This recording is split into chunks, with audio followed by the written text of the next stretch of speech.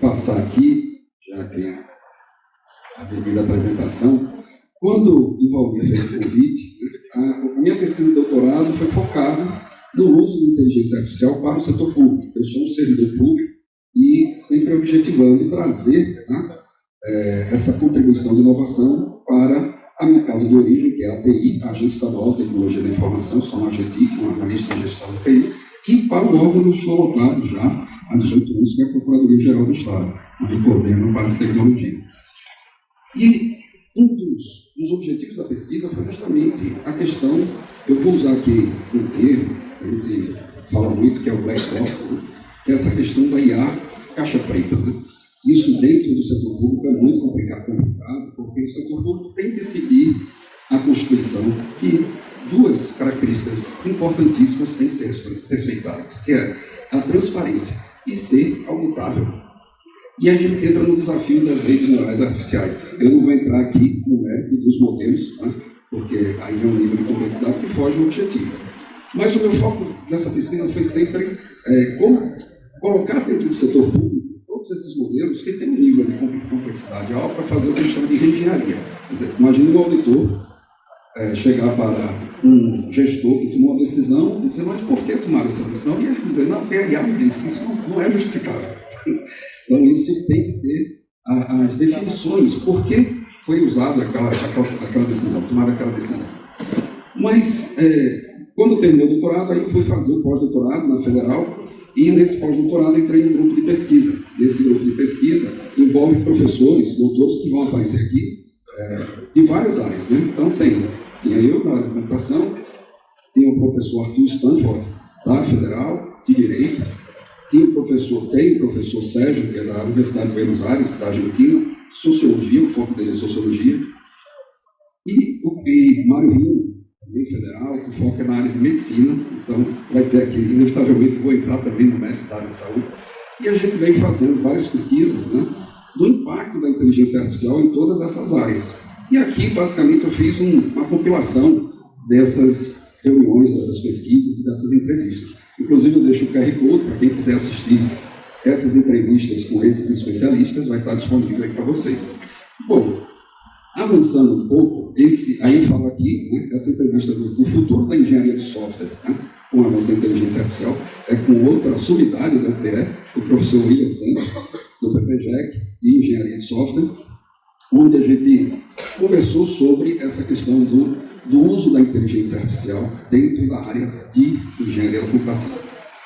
E aí, assim, o primeiro ponto que eu gostaria de tocar, né, é o fator, por exemplo, eu dando aula recentemente, aí dentro do Colab, eu fui com os alunos e disse, olha, vamos usar o Gemini aqui e gerar código em Python para fazer um pipeline numa aula de um aprendizado de máquina. E no final da aula, de 1 hora e pouca, aí os alunos ficaram com aquela dúvida, né? Então a gente não vai poder cobrar mais, não vai ter emprego para cientista de dados, a IA já está fazendo tudo. Vejam o que eu respondi, e o detalhe.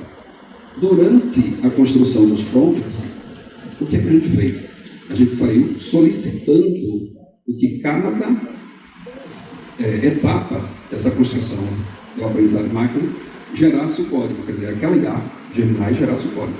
Para fazer essa solicitação, eu tinha que entender, eu tinha que saber perguntar. Então, aonde é que eu quero chegar? A inteligência artificial, ela está aí para auxiliar nas tarefas repetitivas. Mas para o engenheiro de software que vai codificar e queira usar esse ferramental, ele tem que saber perguntar. E para ele saber perguntar, ele tem que estudar.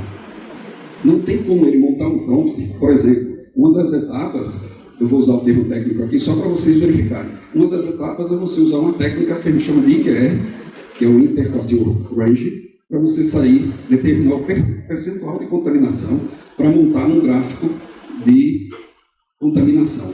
Para você ver um gráfico de dispersão, os outliers, que são os pontos fora da curva. Para você pedir para ele gerar esse código, você tem que saber que existe essa técnica e para que existe essa técnica. Então, estudar para ser um engenheiro de software, um cientista de dados, não só vai ser necessário, como na verdade você vai ter que estudar mais. Agora, aquele trabalho repetitivo, que muitas vezes você gastava muito tempo, isso a IA pode fazer para você.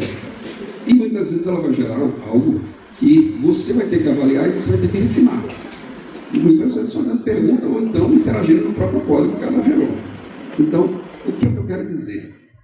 O que motivou esse grupo de pesquisa é que o FMI publicou um artigo, um relatório, em janeiro desse ano, no Fórum Econômico Mundial, colocando que nos próximos anos haverá um deslocamento de 40% das profissões no mundo todo, por conta da inteligência artificial.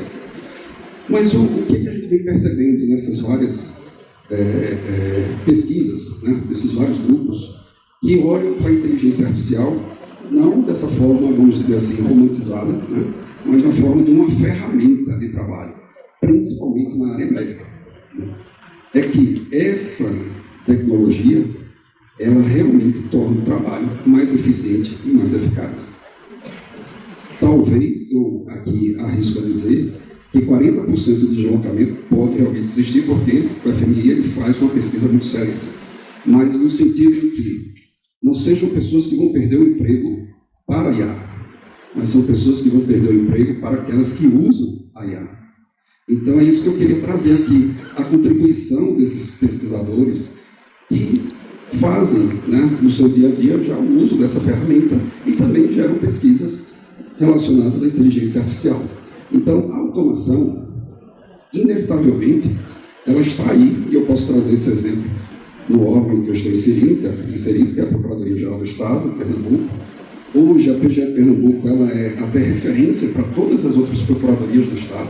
Eu fui convidado para a Procuradoria-Geral de São Paulo para falar de tudo que a gente vem fazendo na PGE Pernambuco, porque a gente construiu, não foi do dia para a noite, isso vem desde 2016, uma série de robôs, hoje já são mais de 56 para ser mais exato, o que a gente chama de hiperautomação. O que é hiperautomação? Quando a gente fala robô, a gente pode pensar já na inteligência artificial, mas muitos desses robôs são o que a gente chama de RPA, que é o Robotic Process Automation, que são scripts, na sua maioria construídos em Python, no caso da PGE Python, que repete o trabalho repetitivo do ser humano. Por exemplo, aquela pessoa tinha que entrar no sistema, fazer downloads, entrar em outro sistema, fazer upload. Não tem trabalho cognitivo nenhum nisso. Isso é um trabalho repetitivo. Vamos deixar a máquina fazer isso. Consequentemente, só para vocês terem ideia, um dos robôs que a gente chama de extrator, quando ele foi colocado em produção, ele passou 3 dias colocando toda a pendência de extratos dos sistemas em dia. Hoje você roda esse robô diariamente, ele roda 5 minutos a 10 minutos e deixa tudo atualizado, porque não existe mais pendência. Aquele trabalho braçal, repetitivo, que é enfadonho, ninguém gosta de fazer, muitas vezes a pessoa deixa para fazer depois e acaba pulando. E é um trabalho obrigatório. Né? Então, só por isso é uma grande vantagem. Mas a gente tem também os robôs inteligentes, que usam inteligência artificial. Vou trazer um exemplo de Lia. Lia é palavras da procuradora, que é coordenadora do grupo. Ela equivale a 2 procuradores. Para quem não sabe o que é um procurador é o advogado do Estado. Então, ele defende o Estado para as várias ações jurídicas e administrativas. Então, esse robô, ele toma decisões da seguinte forma. Ele verifica o processo e diz se o processo é relevante ou não. Se ele considera que é relevante, esse processo vai para o procurador, onde ele vai analisar já com os olhos, vamos dizer, de especialista. Porque antes, muitos dos processos estavam incompletos, ele não podia ser, vamos dizer assim, trabalhado na sua completude, porque faltavam outros documentos. Então, na verdade, o procurador fazia um checklist primeiro, para ver se estava tudo lá, para ele analisar de acordo com a sua especialidade. Hoje, o robô já analisa se está todo completo. Se não estiver, já devolve para quem demandou, dizendo, está faltando isso, isso e isso. Agora, quando está todo completo, ele entrega para o procurador e o procurador faz a análise que ele tem que fazer. Quer dizer, você ganhou aí em dois aspectos. Na eficiência, no tempo, e também na eficácia, porque muitas vezes essa análise, os processos eram gigantescos. Na engenharia de software, isso vem ganho na automação de testes.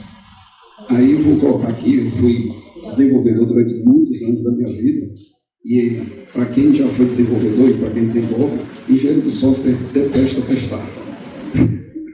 Engenheiro de teste é um perfil, engenheiro de software é outro. Um é construtor, o outro é destrutor. Então, na hora que você entrega para um robô fazer teste, isso é excelente para os engenheiros de software e torna o trabalho mais eficiente, mais eficaz. Não quer dizer que não vai existir um engenheiro de software para codificar. Ele vai estar utilizando a ferramenta, só que sendo mais ágil com todos essas ferramentais de IA. Aí vem a necessidade da evolução profissional. Né? Ficou claro nessas pesquisas que, ao dizer que não vai precisar mais de engenheiro de software ou de cientista de dados, pelo contrário, vai se precisar e eles vão ter que estudar mais ainda, porque eles vão ter que saber usar essas ferramentas. Então, a evolução é necessária. Mas o que a gente percebe é que não só na engenharia de software, é em todas as áreas. Então, eu vou falar aqui das entrevistas, né, com o Mário Rino, o professor Dr. Mário Rino, que é o cirurgião oncologista do Real Hospital Português, que faz essas cirurgias com o Leonardo da Vinci, que é um robô. Mas ele diz, quem faz a cirurgia não é o robô, não, sou eu. Eu estou controlando o robô. Mas você tem uma série de tecnologias ali que ajudam, que apoiam a tornar as cirurgias mais seguras. Mas vamos avançar que a gente chega nele. Aí vem a questão da adaptação, né, essa revolução tecnológica. Eu sempre digo, a transformação digital, que é meta do governo, ela tem que ser, antes, feita o que a gente chama de transformação cultural. Não tem como você fazer uma transformação digital sem haver a aderência das pessoas para fazer essa transformação. Então, elas têm que aceitar usar essas ferramentas e entender que a ferramenta ela não vai estar substituindo aquela pessoa, mas sim auxiliando o suporte, tomando decisão, tornando o seu trabalho mais eficiente, mais eficaz. Né? Então, o desafio é grande, porque todo mundo entende que não é fácil tirar as pessoas do seu ponto de conforto. Imagine alguém que passou 20 anos estudando e trabalhando de uma forma, de repente chega uma outra forma de trabalho. O ser humano ele não gosta de sair do seu ponto de conforto. Mas as revoluções, elas são revoluções porque elas acontecem muito rapidamente. Ao contrário da evolução, que é um processo de construção. E a revolução ela é impactante por isso. Então, eu costumo dizer que para as pessoas não serem pegas de surpresa, né, onde de repente vem aquela tsunami de mudança tecnológica dentro da organização, eu sempre digo que é importante que todos comecem a buscar essa tecnologia, a entender como é que funciona essa tecnologia e como ela pode contribuir com o seu dia a dia. É um risco percebido, né, essas mudanças, então, isso é notório que toda profissão, não só a engenharia de software, ela está sendo impactada por todas essas ferramentas de inteligência artificial, mas isso gera oportunidades. Se costuma dizer o seguinte, que os primeiros que se adaptam às mudanças, e aí vem o princípio de Darwin, né, que a sobrevivência das espécies não vem pelo indivíduo mais forte, mas pelo indivíduo mais adaptável. Quer dizer, se você se adapta a essas transformações, mais facilmente você vai conseguir se adequar a essa nova sociedade, que a gente chama de sociedade digital. E aí vem falar dessa entrevista que eu deixo o QR Code aqui disponível para quem quiser acessar, com o professor Arthur Stanford, que é o professor de Filosofia e Direito Cibernético, lá da Federal. Né? E aí vejo como é interessante. Muitas vezes a gente tem aquela percepção, né, dizendo assim, bom, os escritórios de advocacia que vivem hoje, o que a gente chama de advocacia 4.0, é um dos segmentos que mais faz uso da tecnologia hoje, é o direito. Né? Você pode pensar, e já saiu até algumas publicações assim, que os escritórios de advocacia estão diminuindo a contratação de advogados júniores por conta das IAs. Porque normalmente o que aconteceu? O recém-formado, o jurista, né, que, eu não vou dizer nem jurista, mas o recém-formado na bacharelado em Direito, ele ia ser contratado pelos escritórios para fazer aquele trabalho de construção das peças, que depois seria revisada pelos plenos e sênios dos advogados mais experientes da organização. Mas se você tem uma IA que você gera uma petição praticamente perfeita, para que eu vou contratar júnior? Mas o que é que o professor Arthur trouxe, né, com suas pesquisas e a sua percepção de mercado. O que acontece é que os escritórios de advocacia cada vez mais estão utilizando as IAs para fazer isso, né? Fazer as petições. Mas, ao contrário do que se pensava antes, estava diminuindo a contratação de advogados, está aumentando. Por quê? Porque no momento que o escritório ele consegue tornar o seu trabalho mais eficiente e eficaz, menos erros, ele consegue captar mais clientes. Para captar mais clientes, ele precisa de mais advogados também. Então, vejam como é que está essa relação. A IA não só ela está tornando o trabalho mais eficiente, mais eficaz, mas como também está gerando mais empregos para os próprios escritórios de advocacia. Então, agora, uma coisa que o professor Arthur Stanford colocou que é bem interessante, é que existem, isso no estudo desse grupo de pós-doutorado que a gente vem se reunindo e gerando os artigos, os alarmistas, pessimistas e os otimistas. Por quê? Existem aqueles que dizem, não, a IA vai substituir o emprego de todos. E tem aqueles que dizem que, não, a IA não vai substituir o emprego de todos, ela vai ser uma ferramenta que vai tornar o trabalho mais eficiente e eficaz de todos.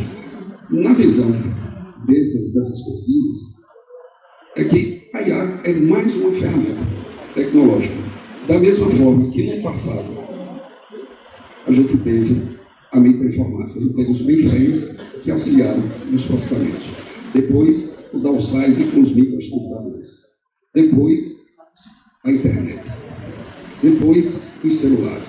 E agora nós temos a inteligência artificial. Lembrando que, quando a gente fala de inteligência artificial, é algo que vem sendo estudado desde a década de 40. Então, na verdade, isso não é uma tecnologia recente, nova. O que muda é que, graças ao OpenAI, ela está na mão de todo mundo. Então, o modelo Transformer, colocado, disponibilizado nessa user interface do GPT, ela disponibilizou isso para todos. Antes ficava muito concentrado a determinados nichos. Isso é o que gerou essa quarta onda de inteligência artificial, porque a gente já passou por 3 delas. Né? E o que, nessa visão, que eu considero uma visão muito assertiva, é que ela é uma ferramenta que, em algum momento, essa hype ela vai passar e ela vai ser considerada como mais uma ferramenta que auxilia todas as profissões. Então, isso é o que a gente consegue observar nesses estudos de impacto da inteligência artificial. E aí vem, né, a advocacia 4.0, ela está muito focada em acabar com os trabalhos repetitivos. Todos aqui devem saber que o setor jurídico ele não é eficiente, porque existe um volume gigantesco de processos, né? E existe todo um formalismo ritual para que esses processos sejam executados. E muitos deles são repetitivos. E aí é onde entra o uso da inteligência artificial, o uso da hiperautomação, que são os RPAs mais as IAs. Então, essa etapa repetitiva do processo ela pode ser entregue para esses modelos. Esses modelos cada vez vão aprender mais, vão se tornar mais eficientes e vão deixar para os humanos o trabalho cognitivo, que é o que o humano gosta de fazer. Então, o uso da IA no direito, e não digo só no direito, em todas as outras áreas, é uma ferramenta de suporte à tomada de decisão. Ele é apoio à tomada de decisão. E aí vem a sociedade e o direito. Né? O direito, ele precisa se adaptar, é uma das questões que entra aí a regulamentação. Né? Se fala muito em regulamentar. Existe também a preocupação de, se você regulamenta, você pode engessar a criatividade. Quer dizer, ela tem que existir a regulamentação? Sim, mas essa tem que ser muito bem pensada, como foi bem dito por Alcides na palestra dele, né? Nessa questão de fake news. Você tem que observar bem cuidadosamente as leis, porque caso você faça alguma lei, alguma normativa que você quebre a liberdade de expressão, a mesma coisa pode ocorrer quando você faz alguma normativa que você quebre a criatividade. E a gente só chegou nesse momento de evolução porque as pessoas tinham liberdade de criar. Né? Então isso é um ponto muito delicado, quando você tenta pensar em alguma normativa para, vamos dizer assim, controlar esse uso da inteligência artificial. O grande problema de você não regulamentar é que muitas pessoas dizem, eu não vou usar porque não está regulamentado. De certa forma, é uma desculpa, né? porque a pessoa não quer sair do seu ponto de conforto, não quer mudar a sua forma de trabalho. Então, não, enquanto não for regulamentado, eu não uso. Então, é uma necessidade de haver esse estudo da regulamentação. Lembrando que isso é uma tecnologia transformadora. Por que uma tecnologia transformadora? Porque ela impacta na economia e impacta na sociedade. Da mesma forma que o celular foi uma economia transformadora, o motor a combustão foi uma tecnologia transformadora. Hoje, a gente pode colocar dessa forma, se você pensa numa solução tecnológica, e essa solução tecnológica ela não for pensada de forma responsiva, quer dizer, está disponível na palma da sua mão, no celular, a mesma coisa você pode dizer que, em breve, se você pensar numa solução tecnológica que não tenha embutido o modelo de inteligência artificial, ele também estará fadado ao sucesso. Então, isso é o que caracteriza essas tecnologias transformadoras. E aí vem o papel do jurista do futuro. Não é que alguns procuradores estão fazendo MBAs, especializações em sensibilidade. Não só procuradores, tem médicos fazendo. Não é que eles vão pivotear, não vão mudar a sua área, mas é porque eles já perceberam que sem o uso dessas ferramentas, eles vão ficar cada vez mais, vamos dizer assim, obsoletos. E essa é a necessidade que está, vamos dizer, cada vez mais sendo percebida por todos os profissionais. E aí vem na medicina. Né? Essa foi entrevista com o cirurgião oncologista, né, do Real Hospital Português, o Dr. Marinho, que é professor também, e faz as cirurgias robóticas com o Leonardo da Vinci. Veja, eu vou falar só de uma característica. Eu tive a oportunidade de ir no Hospital Português, ele fez um tour comigo, mostrou o robô, e só essa característica é uma de tantas outras que mostram como essa tecnologia ela é impactante em vários aspectos. Eles estavam mudando a versão do robô, porque esse robô, que na época operava, se você olha para a máquina em si, parece um joystick de jogo. E você tem lá onde você coloca os olhos, e você controla todo o robô que fica em outra sala, né? Os braços com as pinças, onde vai fazer todo o processo cirúrgico.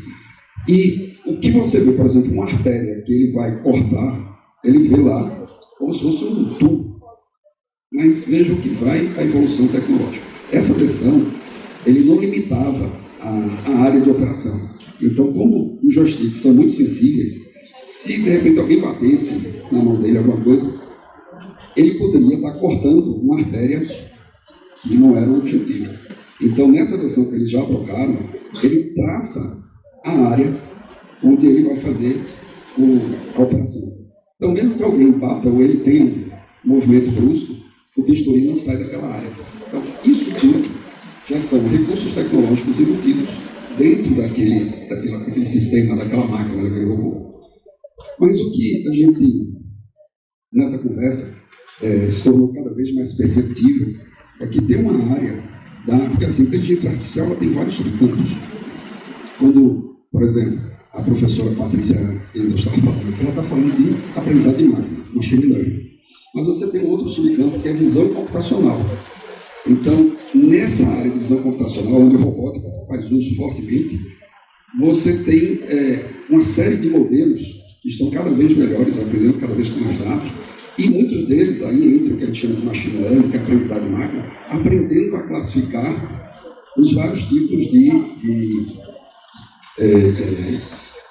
moléstias, né, de sintomas que são observados lá, dentro de uma tomografia computadorizada, dentro de uma radiografia, onde você vê aquele sinal que o médico, com o olhar clínico, ele aprende isso com o passar do tempo, ele identifica se é benigno ou maligno.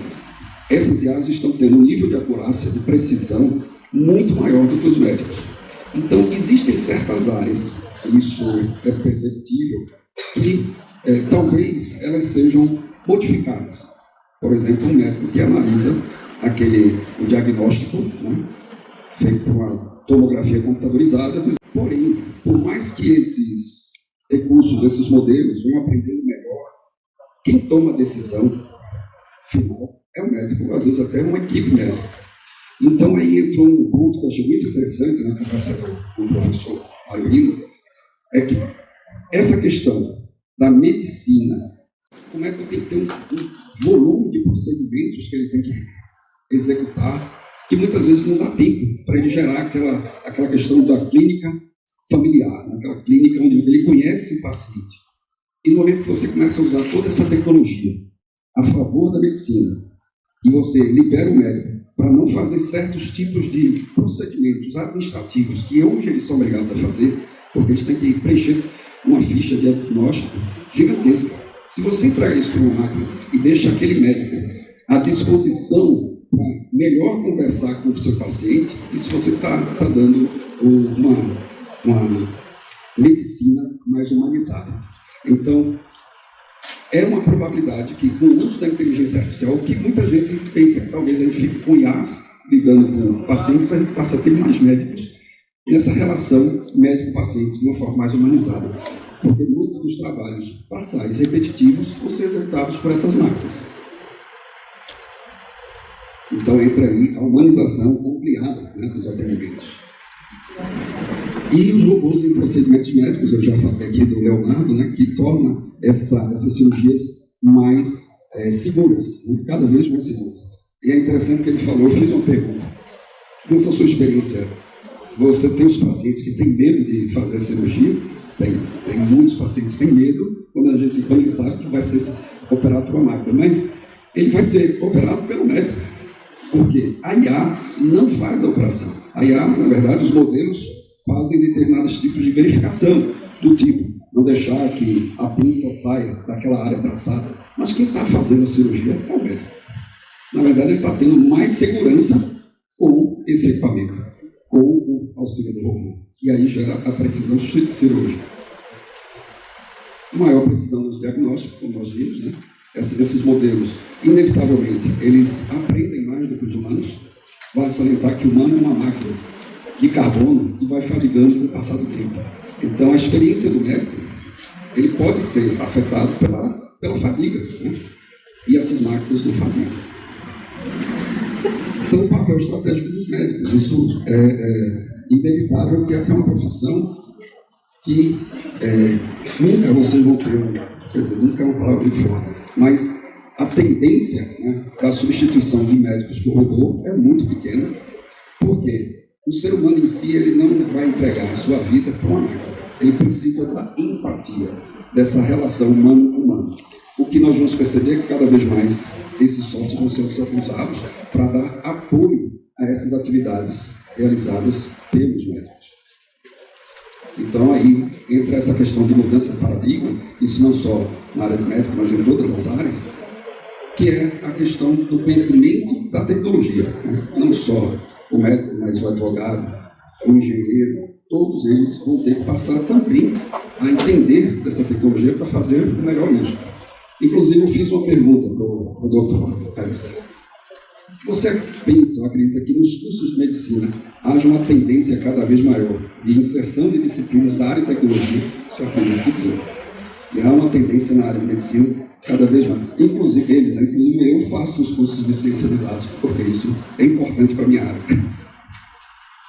E aí, falando na área da educação, aqui foi uma conversa com o professor da Rural, que é o professor César França, que aí eu deixo disponível aqui o QR Code para vocês verem. Sabe? Bom, na área da educação, o uso dessa tecnologia vamos dizer assim, já bem-vinda. Né? Ela está transformando a educação em vários aspectos. Um dos pontos que eu vou colocar aqui é a gamificação, porque ela torna o processo de aprendizado mais, vamos dizer assim, dinâmico. Ele envolve melhor os alunos nesse processo de aprendizagem. Quer dizer, tira aquele foco do professor que está sempre ali na frente, só falando, transmitindo conhecimento, sem levar em consideração que todos que fazem parte, eles precisam ser motivados. Né? E usar a tecnologia é um processo de motivação, de trazer todos para junto desse processo de ensino-aprendizagem. Então, uma outra grande vantagem do uso dessas tecnologias é torná-las interdisciplinares. Você consegue colocar vários campos e, interligando esses campos, poder transmitir esse conhecimento. Vou avançar um pouco mais rápido, por causa do tempo aqui. Então, gamificação. Eu acredito que todos aqui já usaram o Kahoot, né? Então, é uma forma muito, muito boa aprender, porque ela gera essa competição sadia. O ser humano gosta de competir, no momento que você usa uma ferramenta dessa, você desperta o interesse de todos em participar. E outro aspecto importante é o design educacional, porque aí você modifica essa experiência de aprendizagem com todas essas tecnologias. Ainda não é muito comum, mas em algum momento, usando realidade aumentada, com realidade virtual, principalmente para determinadas áreas onde aquela instituição não tem condições de comprar o maquinário. Então, com o uso desses óculos, você vai poder fazer aquelas experimentações com operações mais específicas. Então, experimentação de metodologias, tudo isso é possível usando essas tecnologias de inteligência artificial. E o papel dos professores e alunos modifica, né? Hoje, cada vez mais a gente vê o EAD sendo presente em todas as instituições de ensino. EAD é uma forma que é possível ser aplicada por conta da tecnologia, né? Então, ela permite resolver alguns problemas do tipo deslocamento, principalmente nas grandes cidades, onde muitos têm problema de chegar nos seus horários, né, nos encontros marcados, e outras, questão de conhecimento, determinada região não tem professores com aquele conhecimento específico, e o EAD permite você ligar todas essas pessoas. Então, a tecnologia na área da educação, ela é vital. E aí, finalizamos com esse grupo, né, que é um grupo de pesquisa que envolve professores da UBA, em específico, o professor Sérgio, que é da Universidade de Buenos Aires, que são sociólogos que estudam esse impacto, né, do uso da inteligência artificial na sociedade e nos sistemas de comunicação. Aí eu deixo o link aqui disponível para quem quiser assistir essa palestra. E, basicamente, o que se percebe é que a sociedade ela é moldada pelos sistemas de comunicação. E os sistemas de comunicação são influenciados pelas tecnologias. E nossa sociedade hoje, em vários aspectos, ela já mudou por conta da tecnologia, que é a inteligência artificial. Em relação a relacionamento, em tornar o seu trabalho de uma forma mais eficiente, eficaz. Então, dentro desse conjunto, né, de tecnologias, a gente tem que fazer também um estudo do impacto do uso delas. Por exemplo, cada vez mais a gente vai ter o uso de carros autônomos. E aí, o que vai acontecer com quem é motorista? Né? Então, tem que haver um estudo do impacto desse deslocamento desses profissionais. Mas é inevitável que essa tecnologia vai mudar toda a sociedade, esse uso dessas profissões. E aí temos a transformação do trabalho, né? Vão surgir profissões obsoletas. Por exemplo, a gente pode dizer que determinadas profissões elas vão deixar de existir, mas não quer dizer que as pessoas vão ficar, que executavam aquela tarefa, vão ficar desempregadas para sempre. Porque no momento que algumas profissões deixam de existir, novas surgem. Então, aí há a necessidade de, onde entra o governo, apoiar essa transformação desses profissionais para se adaptar nessas novas profissões. Uma coisa bem importante que a gente percebe é a supervisão orientada, né? Quer dizer, cada vez mais você vai precisar de humanos supervisionando esses robôs, né? Porque existe um conceito de desalinhamento. Quer dizer, quando você faz uma IA, você faz com objetivo. E você tem que estar sempre verificando se ela mantém o alinhamento do objetivo inicial. Basta dizer que hoje tem uma nova profissão chamada engenheiro de prompts. E há pouco tempo, nunca ninguém tinha ouvido falar dessa profissão. Então, isso é o normal. Para finalizar, né, que já passei do horário, então, vale salientar que essas IAs vêm com um objetivo. Dois objetivos fortes dentro da sociedade. Eliminar trabalhos repetitivos e dar apoio e suporte à decisão. Mas a decisão é do humano. Então, só colocando o último aspecto aqui, antes da gente fechar, né, eu deixo aqui disponível no canal, por todos esses vídeos que eu falo sobre IA disponíveis. Muitos dizem assim, a IA vai substituir o humano, né? Mas a neurociência, né, ela coloca que nosso cérebro ele é baseado nas sinapses e ele usa duas formas de sinapse. Ela é física, com sinais elétricos, e química. Esses modelos que a gente usa, os modelos de redes neurais artificiais, eles são baseados nos sinais elétricos. Quer dizer, essa conexão química que ocorre no nosso cérebro, que faz com que nós podemos tomar decisões e influenciadas por sentimentos, por amor, por raiva, isso a neurociência não entende ainda. E como a neurociência não entende, não tem como você mapear modelos de algo que ainda não foi definido pela neurociência. Então, dizer que um robô ele é preconceituoso, uma IA é preconceituosa, aí aproveitando a palestra, né, de Assis, na verdade, os dados é que eram preconceituosos. Então, na hora que você faz o treinamento daquele modelo, uma das profissões que cada vez mais vão ser necessárias são dos especialistas que vão fazer a mineração de dados. Quer dizer, a transformação dos dados, a limpeza dos dados, para tirar esse enviesamento. Porque se não tirar o enviesamento, esses modelos de IA são muito bons, eles aprendem e vão aprender enviesado. Quer dizer, a IA não vai ter um propósito no objetivo final. Então, eu espero que tenha contribuído, né, mostrando, para finalizar, a seguinte palavra. Pegando esse relatório do FMI, que colocou que 40% das profissões do mundo serão deslocadas, né, devido à IA, eu complemento dizendo assim, pode realmente ocorrer esse deslocamento, mas não das pessoas sendo substituídas por IA, mas as pessoas sendo substituídas por aquelas que usam IA.